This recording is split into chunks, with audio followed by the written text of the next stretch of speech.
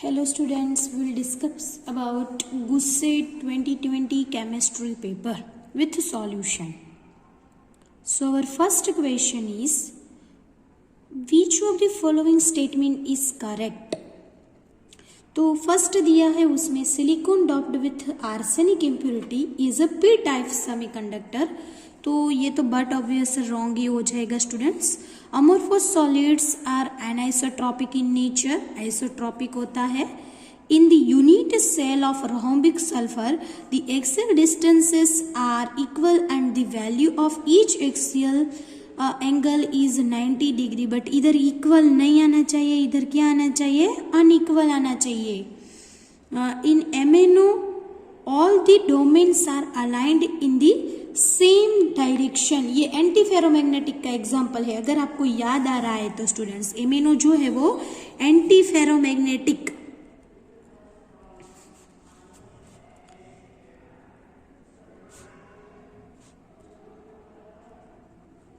तो उसमें क्या होता है, ऐसा करके होता है.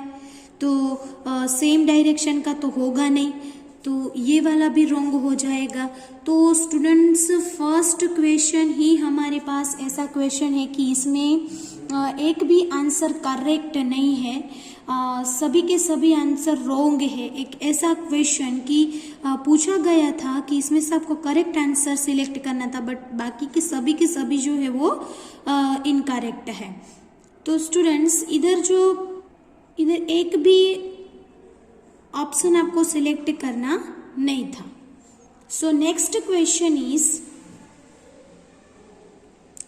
What are the fraction of Fe+2 and Fe+3 in Fe 0.930 respectively. तो हम इसको अगर सॉल्व करें तो कुछ ऐसा होगा. फॉर एग्जाम्पल इसके अंदर मानो कि हम Fe+3 का जो फ्रैक्शन है उसको x बोल देते हैं, और Fe+2 के लिए जैसा हम सॉल्व करते थे वैसे ही 0.93 प्लस 2 वाला दिया है ना, 0.93 माइनस क्या करना पड़ेगा, हमें x करना पड़ेगा. बाकी का हम सॉल्व करें तो इधर इसमें क्या होगा, तो Fe 0.93 कुछ नहीं है तो हम 0 ले लेंगे. जैसे मानो कि Mn+2 होता है तो उसका Mn=2 क्या कर देते हैं, +2 कर देते हैं. इसमें पूरा का क्या कर लेंगे, 0 कर देंगे. इधर कुछ है नहीं तो मानो कि ओनली Mn दिया होता है तो हम क्या ले लेते हैं, 0 ले लेते हैं. तो इधर Fe+2 का अगर देखें तो इधर हो जाएगा 2 Fe+2, तो 2 वैलेंसी एंड उसका क्या हो जाएगा 0.93 इंटू -x प्लस 3 वाला कितना होगा, +3 वाला तो 3 इंटू x, और -2 वाला प्लस इधर हम -2 करेंगे तो 1 इंटू -2 हो जाएगा. और बाकी का ओवरऑल देखा जाए तो 0 है. इसको थोड़ा सा हम सिंप्लीफाई करें तो इसका हो जाएगा 1.86 -2x प्लस 3x -2 = 0. इसको और भी थोड़ा सा आप सिंप्लीफाई करो तो x = 0.14 आंसर आएगा. और इसका हमें फ्रैक्शन पूछा गया है, तो फ्रैक्शन के लिए हम क्या लेंगे, टोटल क्या था 0.93 था, x का क्या मिला 0.14 मिला. तो अगर ये x था वो Fe+3 के लिए था, x हमने किसके लिए एज्यूम किया था, Fe+3 के लिए. तो Fe+3 0.14 डिवाइडेड बाय हमें क्या करना पड़ेगा, टोटल है 0.93 तो 0.93, तो टोटल आंसर इधर आंसर क्या आना चाहिए 0.15. तो स्टूडेंट्स Fe+2 का हमें फाइंड करना है, तो Fe+2 का क्या करेंगे 0.93 माइनस x था, बट वो तो फ्रैक्शन में लेना है तो 100 में से ये माइनस कर देना चाहिए, तो 0.85 आंसर आ जाएगा. तो ये 0.85, ये 0.15, तो आंसर क्या आना चाहिए? Option B. हमारे पास ऑप्शन बी आंसर में आना चाहिए। ओके, तो स्टूडेंट ये वाला क्वेश्चन क्या है? Maximum amount of a solid solute. देखिए बात किसकी हो गई? सॉलिड सॉल्यूट की आ गई। हम जो देखते थे वो किसका देखते थे? गैसियस स्टेट के लिए देखते थे। तो गैसियस स्टेट में सभी का सभी जो टेम्परेचर होता है, नेचर ऑफ सॉल्यूट होता है, नेचर ऑफ सॉल्वेंट होता है, सब डिपेंड करता है। बट इधर हमारा है सॉल्यूट सॉलिड नेचर का। तो in liquid solvent does not depend upon, अगर हम देखें तो क्या आंसर आना चाहिए? प्रेशर। प्रेशर उसके ऊपर डिपेंड, प्रेशर के ऊपर डिपेंड नहीं करता। तो हमारा जो आंसर आना चाहिए वो ऑप्शन नंबर डी आना चाहिए, 3 वाला, pressure. Okay, our next question is the molality of aqueous solution of any solute having mole fraction 0.25 इस डायरेक्ट फॉर्मूला लगा देते हैं स्टूडेंट्स। मोल फ्रैक्शन का देखें तो क्या हो जाएगा? m upon molality, m plus 55.55 aqueous solution बोला है। डायरेक्ट ये वाला फॉर्मूला आप एक्वियस सॉल्यूशन के लिए लगा सकते हैं। तो हमें चाहिए m, मोलालिटी चाहिए ना, और हमें दिया है मोल फ्रैक्शन। तो पुट करो वैल्यू इधर 0.25 equals to m by m plus 55.55। Simplify करो मेरे साथ आप। 0.25 ये इस साइड जाएगा तो क्या हो जाएगा? इसको इधर जाने दो। 0.25 m प्लस इसको हम करेंगे तो 13.88 आंसर आएगा इक्वल्स टू m। इसको और सिंप्लीफाई करेंगे तो m equals to 18.52 molal answer आएगा। तो आंसर हमारा होना चाहिए option A, 18.52 molal. Next question is the osmotic pressure of 0.5 molar aqueous solution of CH3COOH having 2 pH at temperature T is, ये थोड़ा सा आपको सोचना पड़े ऐसा एग्जाम्पल था। इसमें स्टूडेंट्स हम ऑस्मोटिक प्रेशर फाइंड करने के लिए क्या करते हैं? पाई इक्वल्स टू CRT/I करके करेंगे। CRT एंड इधर R में थोड़ा कैपिटल कर देती हूँ एंड I भी लगाना पड़ेगा। तो पहले आपको क्या करना पड़ेगा? I फाइंड आउट करना पड़ेगा। तो I के लिए हमारे पास क्या फॉर्मूला था? तो alpha equals to I-1 upon N-1। तो फिर से आपको इधर पहले अल्फा भी फाइंड करना पड़ेगा। तो फर्स्ट ऑफ ऑल हम अल्फा फाइंड कर लेते हैं। तो अल्फा में क्या कर देंगे? ये pH वैल्यूज दी है तो वो जो कॉन्सेंट्रेशन वाला था वही लगा देते हैं हम। H3O plus equals to alpha into C। तो अल्फा फाइंड करना है ना हमें, तो अल्फा को इधर रखो, H3O plus concentration and C नीचे जाने दो। तो इधर हमें कॉन्सेंट्रेशन दिया हुआ है इसका, इधर 2 pH दिया है तो 10⁻² करके मैं डायरेक्ट लिख देती हूँ। आपको पता ही है ये लॉग वाले फॉर्मूला में पुट करके हमें मिल जाता है, बट आपको इतना पता होगा। इधर डायरेक्ट 10⁻² कर देती हूँ और नीचे आ जाएगा कॉन्सेंट्रेशन कितना दिया है? 0.5। तो 0.5 इधर लिख देते हैं।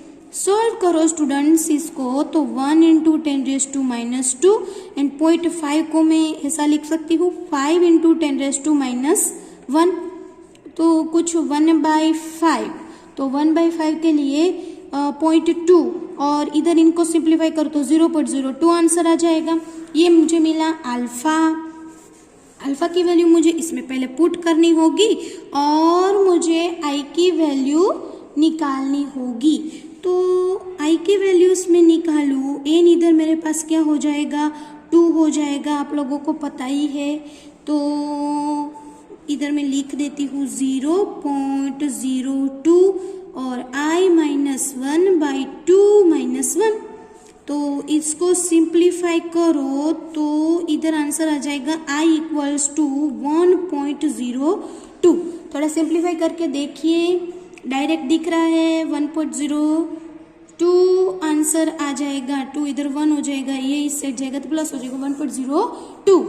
अभी मैं इसके अंदर पुट करूँ वैल्यू को तो C क्या होगा 0.5, RT तो एज इट इज रखो, RT के फॉर्म में आंसर लाना है आपको, और R को मैंने एज इट इज छोड़ दिया, T को एज इट इज, और I की वैल्यू पुट की 1.02। तो ये वाला जो है ये इसका है, ओके। ये तो हमें इधर तक पहुंचने के लिए ये वाला चाहिए था। इसको सिंप्लीफाई करोगे तो आंसर आएगा 0.51 RT।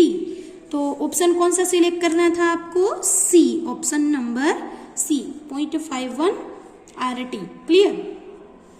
Next question is, okay, आपको क्वेश्चन दिख रहा है पूरा, बहुत इजी क्वेश्चन है ये, ऐसे क्वेश्चन पूछे जाते हैं स्टूडेंट्स। 11th में भी एक क्वेश्चन ऐसा आपने सॉल्व किया था और ये गुस्सेट में भी आ गया। हमें रिड्यूसिंग एजेंट बताना है, तो रिड्यूसिंग एजेंट बताने के लिए आपको क्या करना होता है? More negative electrode potential value select करनी होती है। More negative electrode potential value is cell value. तो बट ऑब्वियसली इसमें तो सभी की सभी प्लस प्लस दी है, तो उसकी कंपैरिजन तो करने की जरूरत नहीं है।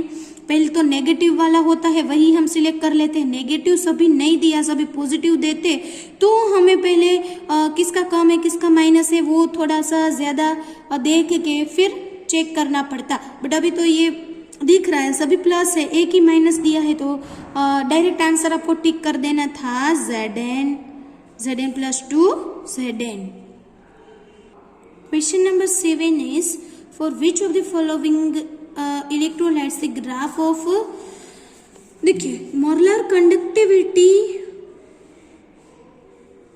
ये ऐसा हम ग्राफ लेते थे अगेंस्ट कॉन्सेंट्रेशन वाला, ऐसा करके आता था strong electrolyte and weak electrolyte के लिए। ये स्ट्रॉन्ग के लिए होता था और ये एक ऐसा ग्राफ होता था वीक इलेक्ट्रोलाइट के लिए, अगर आपको याद आ रहा है तो स्ट्रॉन्ग इलेक्ट्रोलाइट का जो होता है वो क्या होता है? नेगेटिव स्लोप होता है स्ट्रॉन्ग इलेक्ट्रोलाइट के लिए।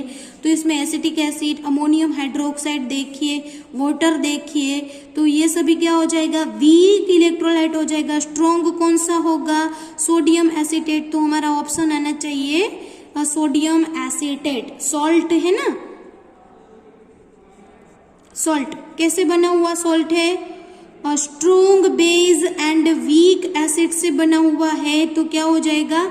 स्ट्रॉन्ग हो जाएगा। तो ये आंसर आना चाहिए B, sodium acetate. Next question is,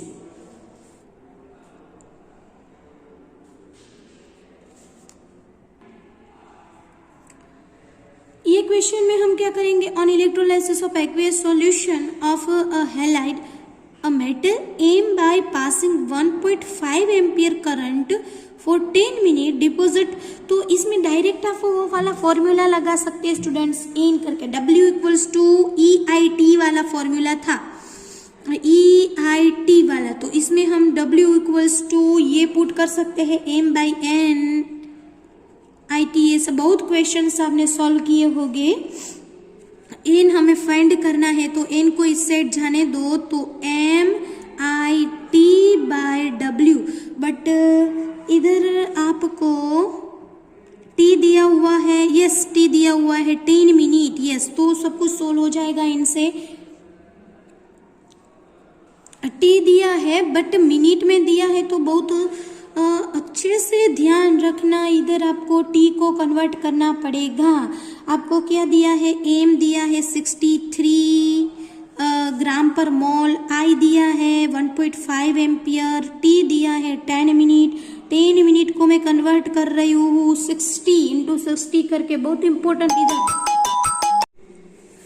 upon W क्या दिया है 0.2938 और मुझे क्या करना पड़ेगा 96500 तो डायरेक्ट मुझे n मिल जाएगा। तो सिंप्लीफाई करो स्टूडेंट्स, आंसर आएगा 1.99।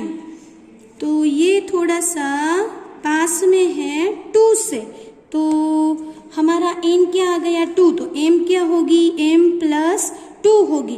तो m कौन सा कंपाउंड फॉर्म कर सकती है MCl2, हेलाइड बोला है ना MCl2, तो इधर हमारा ऑप्शन आना चाहिए A MCl2। Question number 9, in the presence of a catalyst, heat involved or absorbed during the reaction remains unchanged। क्या होगा remains unchanged, इसमें तो ज़्यादा कोई डिस्कस करने की ज़रूरत ही नहीं है। नेक्स्ट क्वेश्चन है which of the following graph has intercept equal to 0। Yes student, इसमें ये वाला ग्राफ हमने देखा था log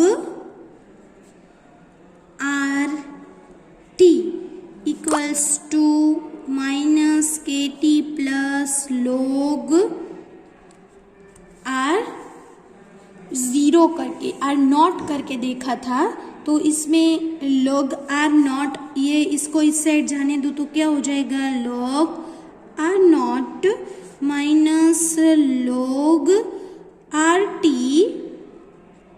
इक्वल्स टू के टी हो जाएगा और log इसको थोड़ा सा अच्छे से लिखे तो r not by R T equals to के टी हो जाएगा।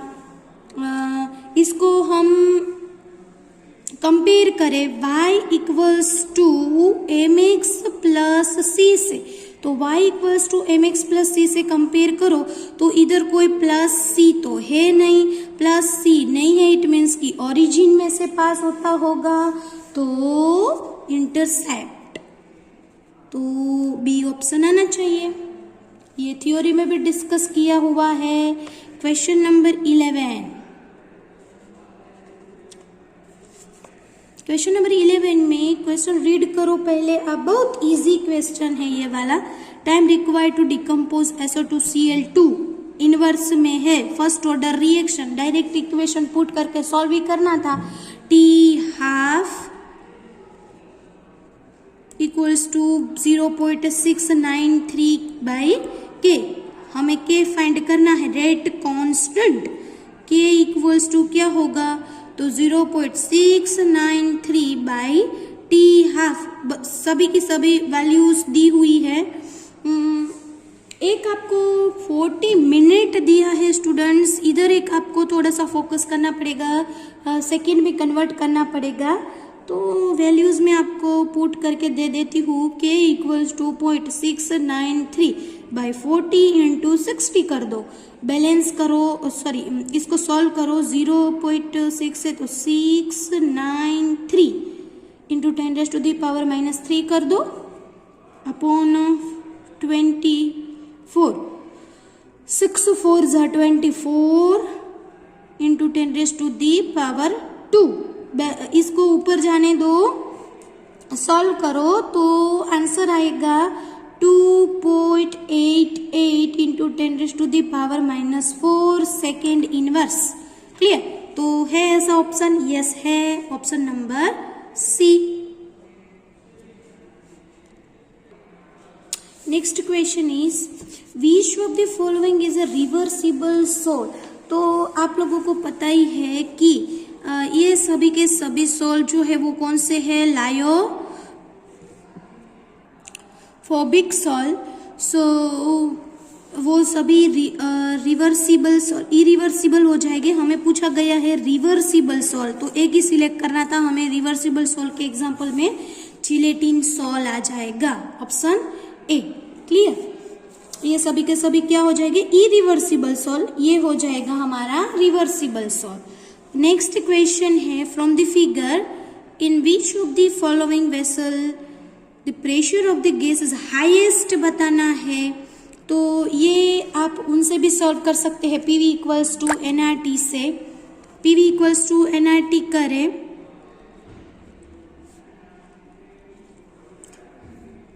इधर मैं W/m कर दूँ, P इस साइड रखो तो W/m करो, R T/v करो, बाकी सब तो सेम टू सेम दिया है, T V ऑफ गैस सब कुछ, R तो कांस्टेंट ही है।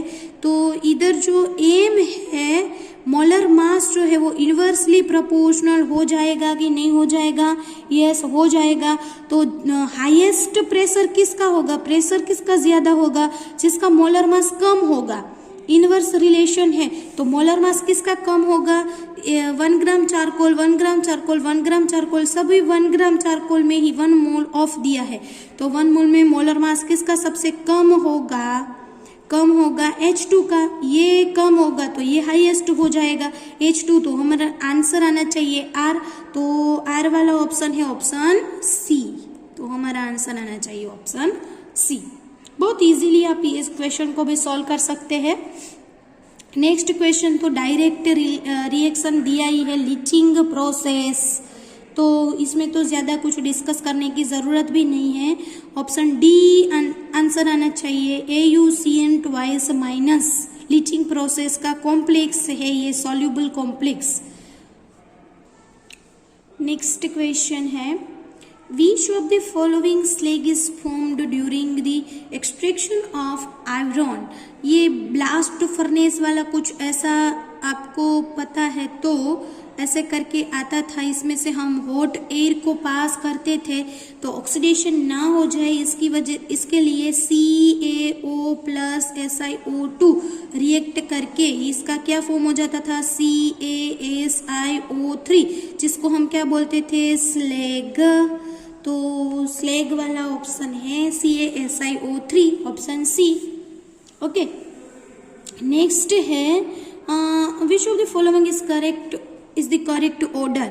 चलिए, एसिडिक स्ट्रेंथ का तो देख के ही पता चल जाता है, उल्टा है। इधर 7 है ऑक्सीडेशन स्टेट, इधर है +7, इधर 2 + 6 and 1 तो 5 है, इधर है 4 and 1 3 है, इधर है 2 and 1 तो 1 है, तो उल्टा दिया है। एक्चुअली इस साइड देना चाहिए था, तो ये करेक्ट नहीं है। ये stability order, yes, HI HBr HCl and HF, तो ये करेक्ट है stability order. Option B correct हो गया।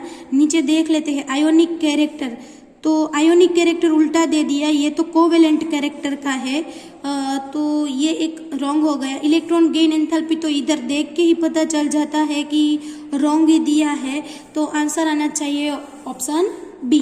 ओके, नेक्स्ट क्वेश्चन है question number 17। In which of the following acid of sulphur peroxide bond में तो इधर डायरेक्ट H2SO8 वाला ही आएगा। देखिए, इसमें हमने एग्जाम्पल लिया था 2 एसिड का, आपको पेरोक्साइड बॉन्डिंग याद रखना था, मैं आपको याद करवा देती हूँ। स्ट्रक्चर के साथ में कुछ ऐसा था, एक OH और O8 है तो double bond O, double bond O, double bond O, double bond O, याद आ रहा है? H2S2O8 peroxide bonding, option B. Next question है, concentrated HNO3 oxidise with phosphorus into which substance. तो HNO3 का रिएक्शन करवाओ, व्हाइट फॉस्फोरस P4 कन्वर्ट किस में हो जाता था?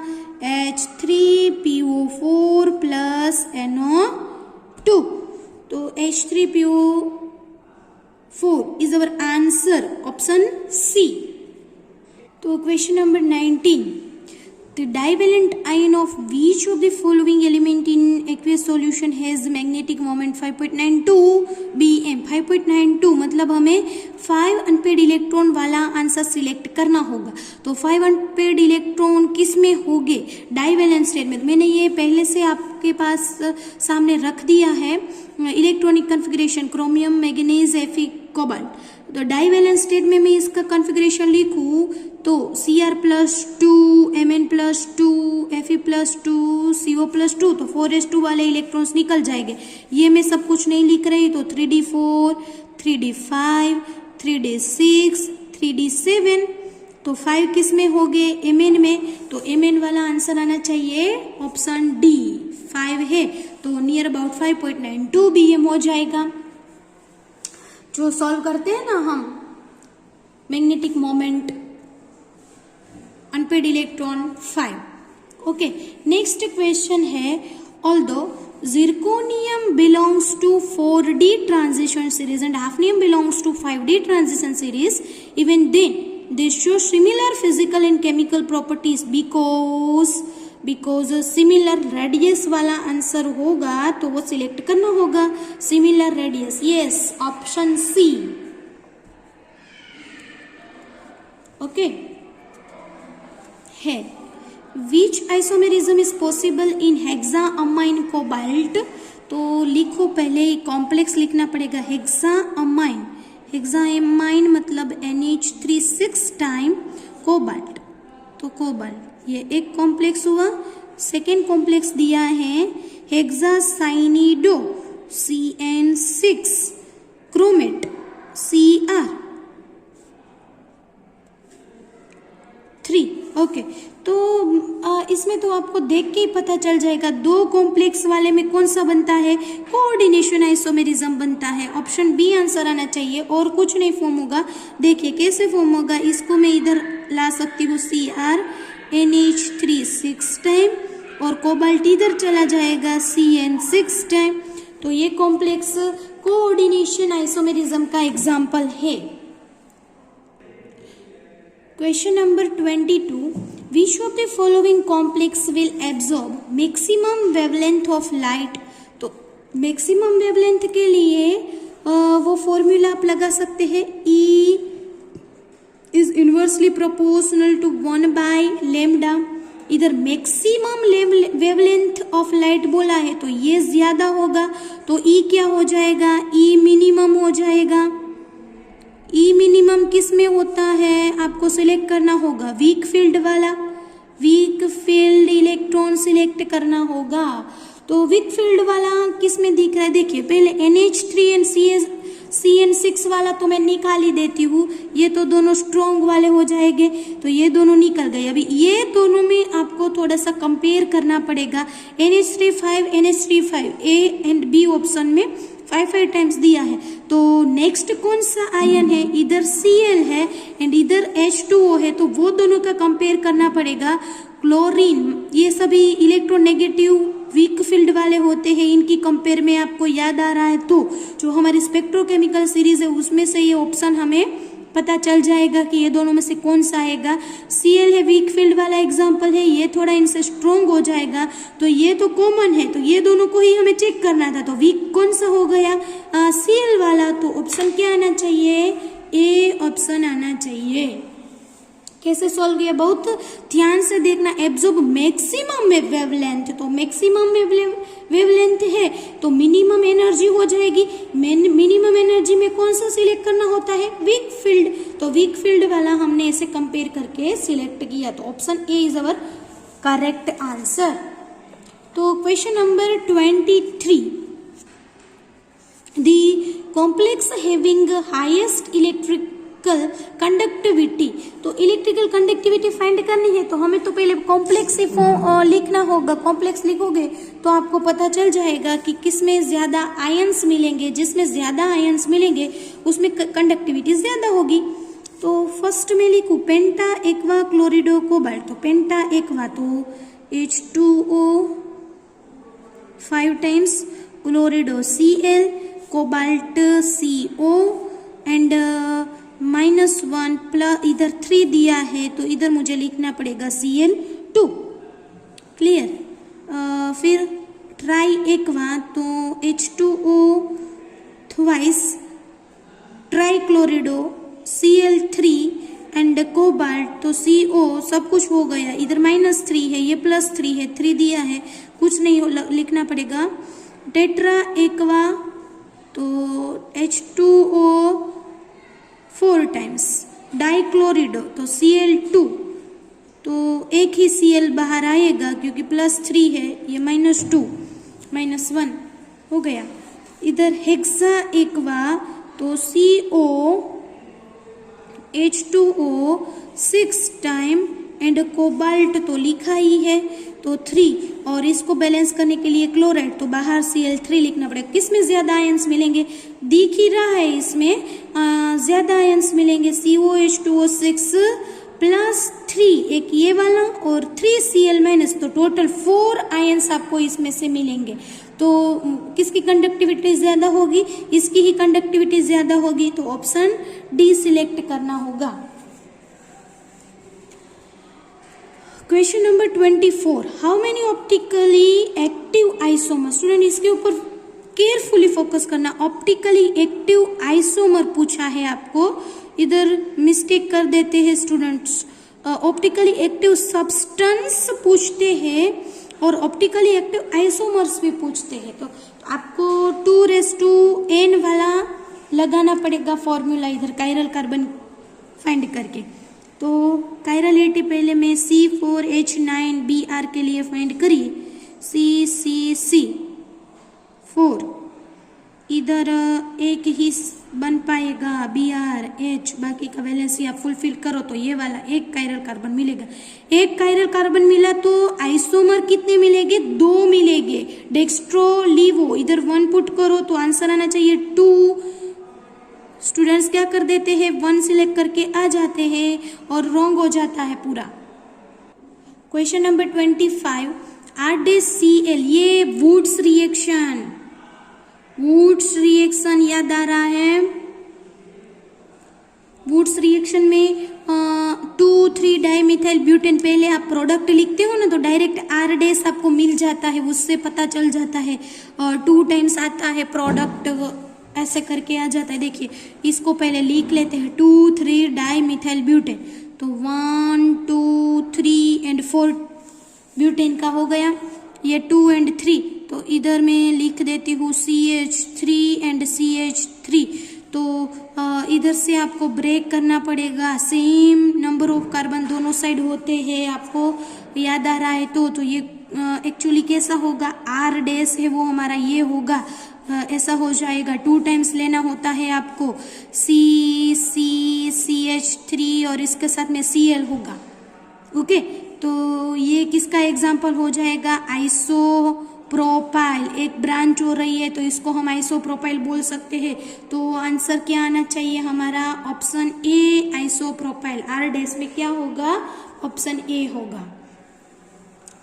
Question number 26, 1 mole of metal M reacts completely with alcohol, तो रिएक्शन लिखो तो पता चलेगा, M completely react with alcohol, तो अल्कोहल ROH करके लिख देते हैं plus ROH, 2 gives 1.5 mole of H2। देखिए इधर 1.5 मोल ऑफ H2 दिए हैं, तो बैलेंस करने के लिए मुझे क्या करना पड़ेगा, इधर 1.5 मिल रहा है H2, तो इसको 3/2 H2 भी बोल सकते हैं, 2 कट, तो 3 मोल ऑफ H हो गया।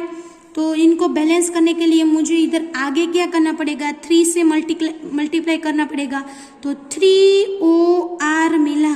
तो इधर 3OR जो है वो M के साथ में रिएक्ट, थोड़ा सा सोचना, 3OR जो है वो M से रिएक्ट करेगा तो क्या फॉर्म हो जाएगा, इधर OR ट्वाइस, इट मीन्स कि M की वैलेंसी हो जाएगी +3, पता चला M+3, तो क्या आएगा आंसर, वैलेंसी 3 आंसर आएगा। कैसे सोल्व किया, इधर 1.5 मोल्स ऑफ H2 दिया था, तो 1.5 को मैंने 3/2 कर दिया, इधर 2 कट किया तो 3H मिला। 3H को बैलेंस करने के लिए आगे इधर 3 लगा दिया तो 3H हो गया। तो इधर से मुझे कितना पार्ट मिला, 3OR मिला जो M के साथ में रिएक्ट करेगा। तो बैलेंस करने के लिए MOR ट्वाइस करना पड़ा, OR ट्वाइस मतलब M की वैलेंसी क्या हो गई, 3 हो गई, +3 हो गई। क्वेश्चन नंबर 27, क्वेश्चन नंबर 27 में ये कार्बोनिल ग्रुप है और इधर एस्टर ग्रुप है और हमें दिया है NaBH4। तो ये तो आपको पता ही होना चाहिए कि NaBH4 है वो किसको रिड्यूस करेगा, तो ओनली कार्बोनिल वाले को, एस्टर को नहीं करेगा। तो आपको एक साथ में मैं ऑप्शन दिखाने की ट्राई कर रही हूँ बट नहीं दिख रहा है। पहले 3 ऑप्शन में से देखिए कि एस्टर ग्रुप का कुछ नहीं होना चाहिए, एस्टर ग्रुप के साथ में वो रिएक्ट ही नहीं कर सकता, उसको रिड्यूस नहीं कर सकता।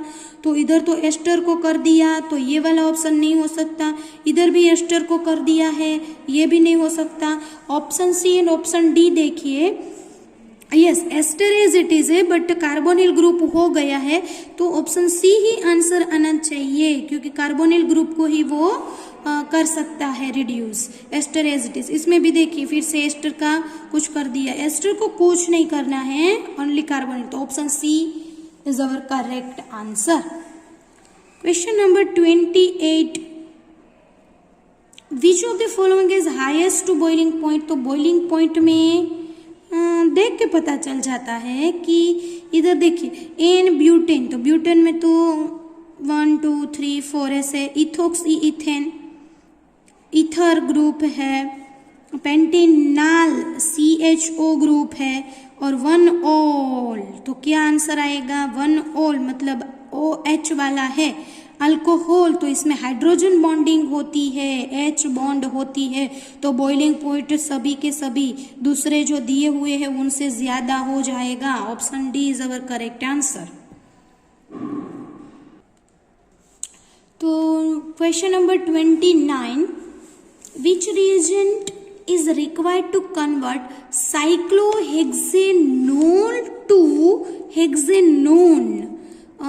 अल्कोहल में से कीटोन में कन्वर्ट करना है, तो इसमें आंसर आएगा, थोड़ा सोचने जैसा था, PCC आएगा। PCC का फुल फॉर्म होता है पाइरिडियम क्लोरोक्रोमेट, ये आंसर आएगा। तो इसमें थोड़ा उल्टा सोचा होता तो आपको ये वाला पता चल जाता। O3H2O ज़ेडेंडस्ट किसके लिए होता है, अल्कीन के लिए होता है। ये CHO ग्रुप वाला याद आ रहा है तो डाइबल H किसके लिए होता है, वो साइनाइड ग्रुप वाले के साथ में रिएक्शन करवाया था। तो आंसर बचेगा ओनली एक PCC, तो PCC आंसर इधर सिलेक्ट करना था। क्वेश्चन नंबर 30, क्वेश्चन नंबर 30 में क्या है, which of the following acid has highest pKa value. तो स्टूडेंट्स pKa वैल्यू जो होता है ना वो inversely proportional to acidic nature होता है। pKa is inversely proportional to acidic nature, क्योंकि log 3 बेस में जाएगा ये Ka तो उल्टा हो जाएगा, एसिडिक नेचर जिसका ज्यादा होगा उसका pKa वैल्यू कम होगा। तो हमें क्या चाहिए, एसिडिक तो pKa वैल्यू हाईएस्ट चाहिए, ये ज्यादा चाहिए, तो एसिडिक नेचर क्या होना चाहिए, कम होना चाहिए। तो देखिए COOH तो कॉमन ही है सब में, इधर cyanide NO2 and fluorine attach किया है, इट मीन्स कि ये तीनों ग्रुप जो है वो इलेक्ट्रॉन विड्रॉइंग ग्रुप है, इलेक्ट्रॉन विड्रॉइंग ग्रुप है। तो ये तो एसिडिटी को इंक्रीज करता है, तो ये तो तीनों में से एक भी आंसर नहीं आना चाहिए, तो ऑप्शन डी ही बचता है, एक C6H5CH2COOH। Okay, next question, question number 31, C6H5CH2 MgBr CO2 ether के साथ में रिएक्शन दिया। तो ये तो रिएक्शन कुछ ऐसा होगा, ये 2 स्टेप में होगा, इसको कुछ ऐसा करिए, C6H5CH2 MgBr, इसका रिएक्शन अगर मैं C डबल बॉन्ड O इसके साथ में करो तो क्या मिलेगा, कोई भी एक ऑक्सीजन पे जाने दीजिए तो ये माइनस, ये वाला प्लस हो जाएगा, तो इधर भी सेम ऐसा, ये माइनस हो जाएगा, Mg प्लस हो जाएगा, तो माइनस वाले को जाने दो प्लस के साथ में, तो कुछ ऐसा हो जाएगा C6H5CH2 जो है वो किसके साथ में अटैच हो जाएगा, कार्बन प्लस है, तो ये माइनस वाला तो इसके साथ में अटैच होगा, तो इधर हो जाएगा C डबल बॉन्ड O, फिर O के साथ में आ जाएगा MgBr, क्योंकि O माइनस था Mg प्लस था, ऐसा बन गया। फिर हमने क्या किया, H3O प्लस, तो H3O प्लस दिया, H प्लस OH माइनस, ये कुछ होता है इसके अंदर, तो इधर फिर से बॉन्ड ब्रेक करना पड़ेगा।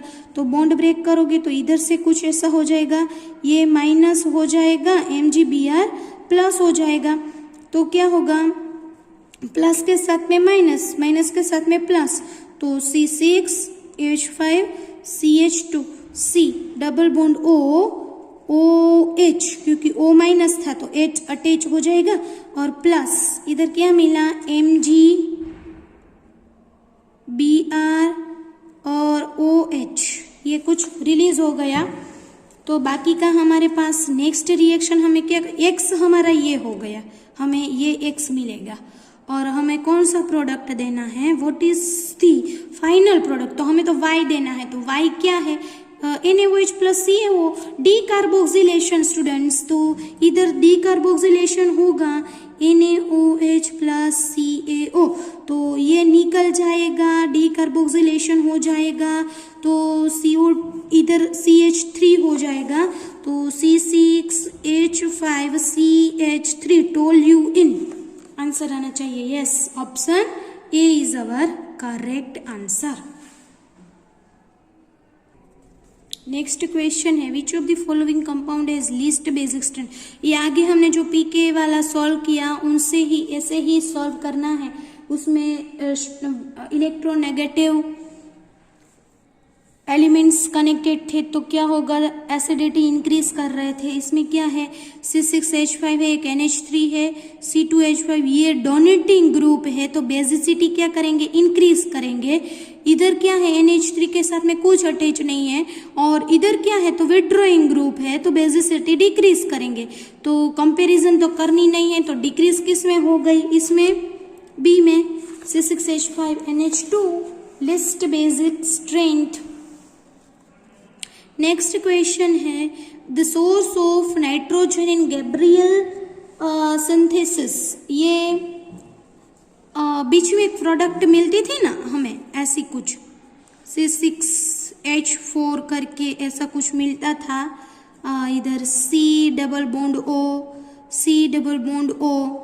फिर इधर NH मिलता था, इधर KCl कन्वर्ट कर देते, क्या आ जाता था, K प्लस आ जाता था, ये माइनस हो जाता था, तो नाइट्रोजन का जो सोर्स है वो क्या हो गया, C, ऑप्शन C हो गया। नेक्स्ट क्वेश्चन है, the best reagent for converting to phenyl propanamide. तो पहले रिएक्शन लिखते हैं तो ऑटोमेटिक पता चल जाएगा हमें, 2 फिनाइल प्रोपेनेमाइड लिखना है ना, तो पहले फिनाइल सेकेंड नंबर के कार्बन के साथ में अटैच होगा, 2 फिनाइल प्रोपेनेमाइड, तो इधर मैं CH3 कर देती हूँ और CONH2 कर देती हूँ, तो हो गया ना, इसकी वैलेंसी H से कंप्लीट होगी, तो हो गया। देखो 1, सॉरी इस साइड से देना होगा, 1 2 एंड 3, तो 2 फिनाइल प्रोपेनेमाइड, उसको कन्वर्ट करना था हमें 1 फिनाइल, 1 पे आ गया फिनाइल, 1 फिनाइल इथेनेमाइड, तो इधर CH2NH2 हो गया, इथेनेमाइन किया, और इधर तो CH3 एज इट इज, तो ऐसा हुआ। तो स्टूडेंट्स इसमें देखो एक CO जो है वो कम हो गया, तो कार्बन कम होने वाले हमारे पास 2 ही रिएक्शन है, एक तो डीकार्बोक्सिलेशन और एक है हमारा हॉफमैन ब्रोमेमाइड, याद आया, Hoffmann bromamide,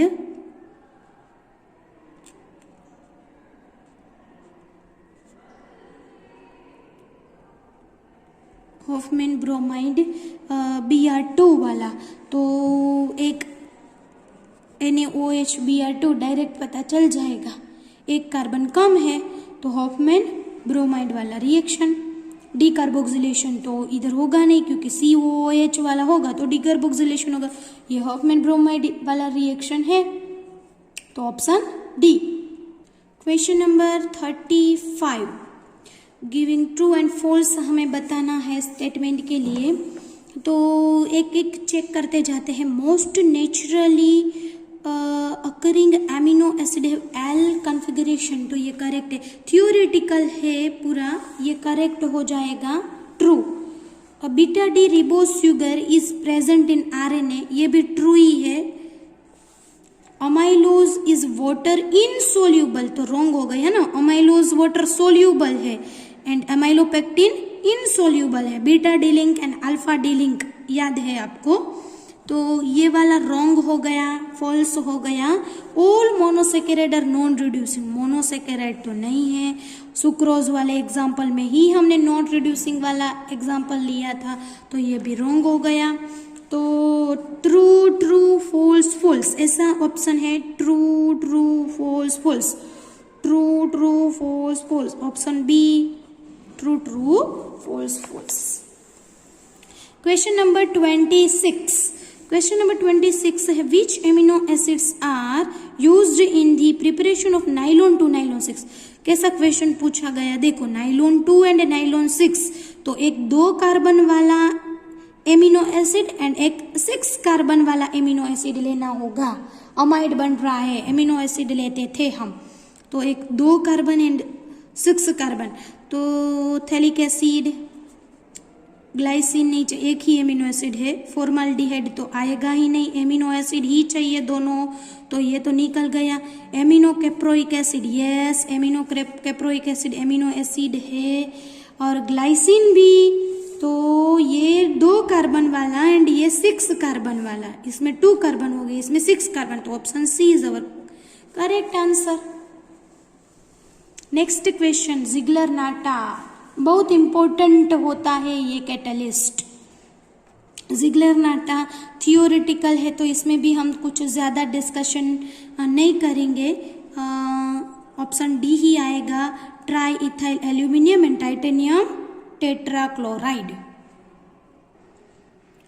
question number 38, which antihistamine drug is used to prevent acidity, तो उसमें सिमेटिडिन ही है, थियोरेटिकल क्वेश्चन है ये पूरा पार्ट, सिमेटिडिन आएगा।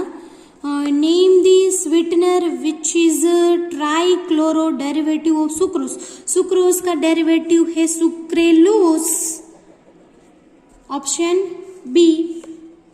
और the deficiency of which vitamin को स्कर्वी, स्कर्वी होता है विटामिन सी में, vitamin C ascorbic acid. Okay, तो इधर हमारा गुस्सा 2020 का chemistry paper with solution complete हो गया। लास्ट 4-5 क्वेश्चन जो है वो पूरे के पूरे थियोरेटिकल बेस्ड है, उसमें कुछ भी डिस्कशन ज़्यादा हो सके ऐसा कुछ नहीं है, तो उसमें आपको थ्योरी थोड़ा रीड करना पड़ेगा, तो आंसर जो हमने सिलेक्ट किया वो ऑटोमेटिक आपको पता चल जाएगा स्टूडेंट्स। तो हमारा इधर जो गुस्से 2020 केमिस्ट्री पेपर है वो कंप्लीट हो गया। ओके।